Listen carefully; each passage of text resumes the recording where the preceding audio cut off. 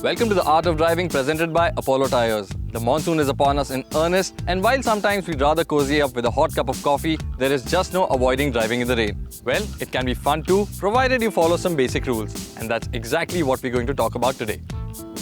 Now, before you jump behind the wheel, you need to take some time out to check 3 critical items that will keep you safe as the nature unleashes its fury around you. These are the windshield wipers, tires, and lights. When it comes to the tires, tread creates grip by channeling water away, and as you'd expect, it wears out over time. This means it becomes less efficient in doing its job, which also means the probability of losing control or skidding becomes higher. But how do you know if your tire has enough tread or not? A new tire begins life with approximately 8 mm, and 1.6 mm depth is bare minimum. And to help you figure out that you're getting close to that, tires have tread wear indicators built into them. Look for a recessed bar of rubber that goes across the tread and isn't part of the regular pattern. That's the tire wear indicator. It's molded into the rubber at a depth of 2 mm. Over time, as tread wears away, the indicator will become flush with the tread, indicating that you have 2 mm of tread left. Then you know it's pretty much time to change your tires. The next item on our rain checklist are wipers.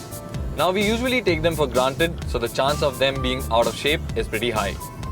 Exposure to extreme weather, both hot and cold, hardens the rubber on the wipers, which means they become less efficient. Smears or streaks can also result in reduced visibility when you need it the most. Most importantly, ensure that the windscreen washer fluid is topped up at all times so that the mud and muck picked up by vehicles ahead of you does not impede visibility even during a light drizzle. Since rains impede visibility, as a driver you need to do everything to ensure that you are easily visible to other drivers. But turning on hazard lights at the slightest hint of rain is just not the answer.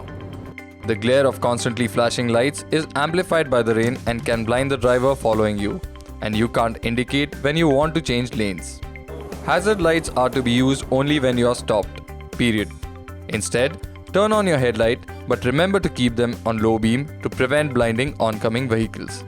Remember that wet weather driving calls you to recalibrate the way you drive. Visibility is lower, traction is at a premium, and water can hide obstacles. So the first thing you need to do is slow down and brake earlier than normal, as stopping distances increase when the road is wet and slippery. It is also important to be aware of two-wheelers around you and keep your distance. They are more vulnerable in such conditions. You don't want to run them over if they suddenly lose balance and tip over. Look out for big trucks as well, as their rear view might be severely compromised in the rain and you could be in their blind spot. Make sure that you let them know that you're there, and then overtake quickly. So these were some basic precautions that you need to take to set off on that monsoon drive.